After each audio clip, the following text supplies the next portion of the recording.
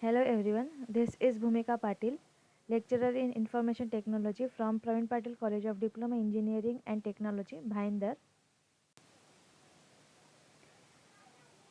In this video, we are going to see about fourth chapter, that is digital evidences.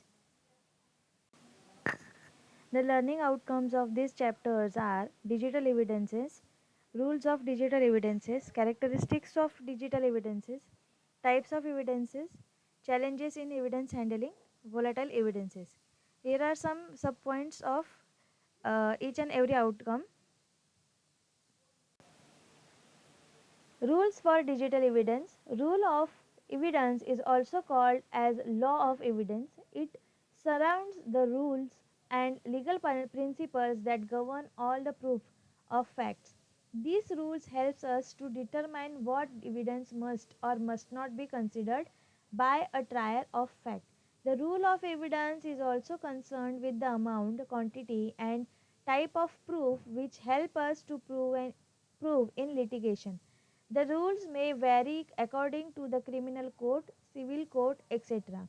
The rule must be admissible, the evidence must be usable in the court, authentic, the evidence should be add positively to an incident, complete, a proof that covers all perspective, reliable, the oath to be no doubt about the reality of the specialist decision, believable, the evidence should be understandable and believable to the jury. Rule 103 or rule of evidence, maintaining a claim of error, no renewal of objection or proof, aim and offer of proof, plain error taken as a notice. Evidence collection should be performed to ensure that it will withstand legal proceedings. Key criteria for handling such evidences are as outlined as follows. The proper protocol should be followed for acquisition of the evidence irrespective of whether it is physical or digital. Gentle handling should be exercised for those situations where the device may be damaged, for example, dropped or wet. Hello everyone, this is Bhumika Patil, lecturer in Information Technology from Praveen Patil College of Diploma Engineering and Technology, Bhayandar.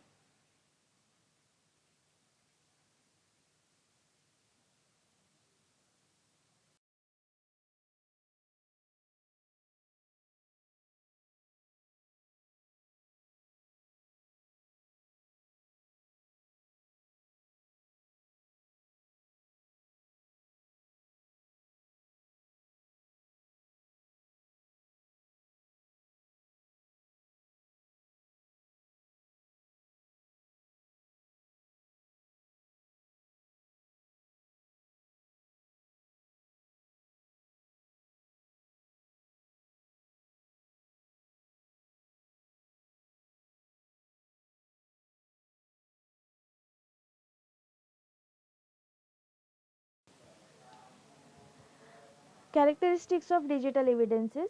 Characteristics of digital evidences can help and challenge investigators during investigation.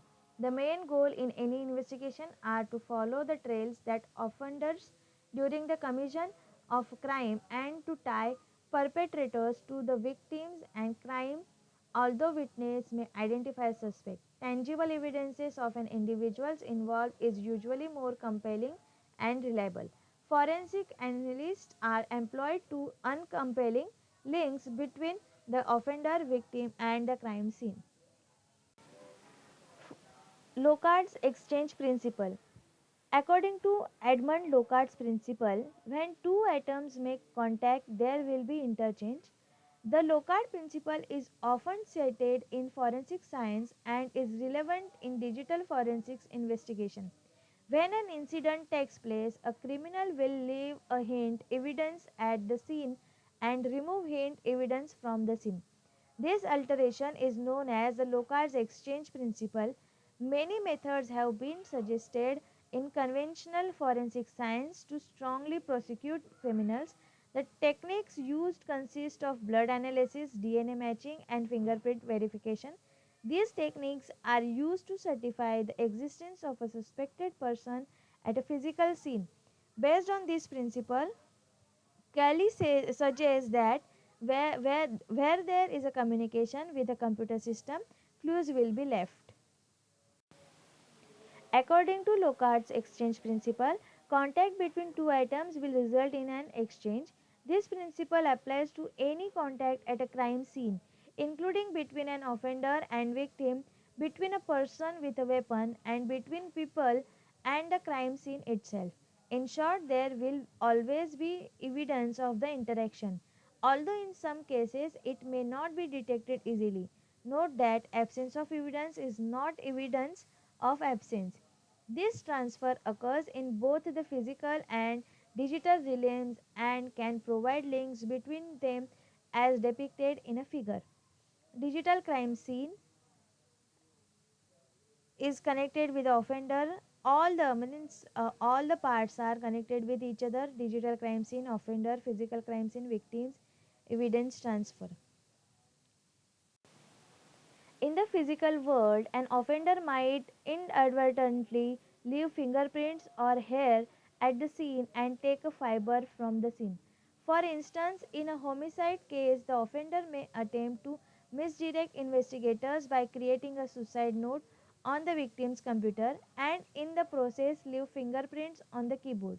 With one such piece of evidence, investigators can demonstrate the strong possibility that the offender was at the crime scene. With two pieces of evidence, the link between the offender and crime scene becomes stronger and easier to demonstrate.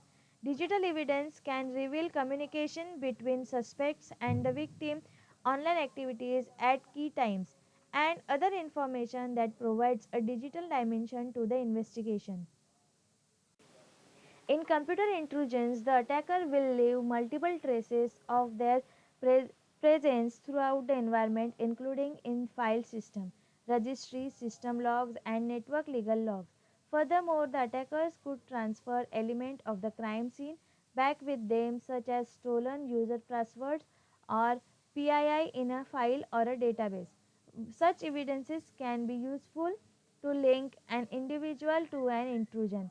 In an email harassment case, the act of sending threatening messages via a web based email service such as Hotmail can leave a number of traces.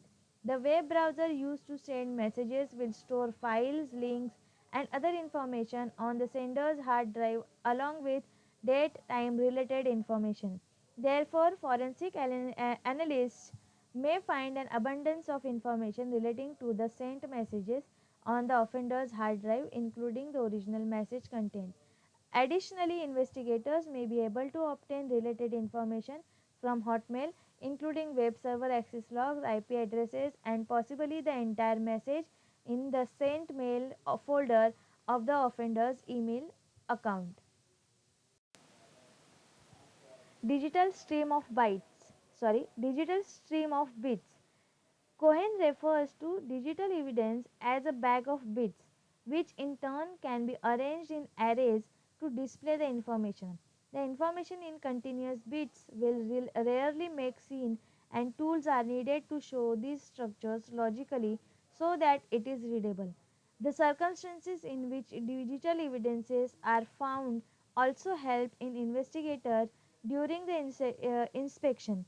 Metadata is used to portray data more specifically, and it is useful in determining the background of digital evidences.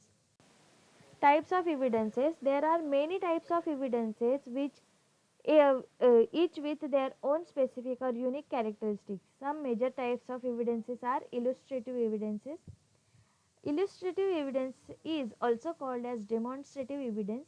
It is generally a representation of an object which is common form of proof. For example, photographs, videos, sound recordings, X-rays, maps, drawing, graph, charts, simulations, sculptures, and model. Electronic evidence. Electronic evidence is nothing but a digital evidence. As we know, the use of digital evidence in trials has greatly increased. The evidences or a proof that can be obtained from the electronic source is called the digital evidence. For example, mail, hard drives, etc. Documented evidence. Documented evidence is the same as demonstrative evidence. However, in documentary evidence, the proof is presented in writing. For example, contracts, wills, invoices, etc. Explainable evidence. This type of evidence is typically used in criminal cases in which it supports the defendant either partially or totally remove their guilt in the case. It is also referred to as exculpatory. Substantial evidence, a proof that is introduced in the form of physical object, whether whole or in part, is referred to as substantial evidence. It is also called as physical evidence. Such evidence might consist of dried blood, fingerprint and DNA samples, casts of foot and trace at the scene of crime. Testimonial. It is the kind of evidence spoken by the spectator under the oath or right evidence given under the oath by an official declaration, that is affidavit. This is the common form of evidence in the system. Thank you.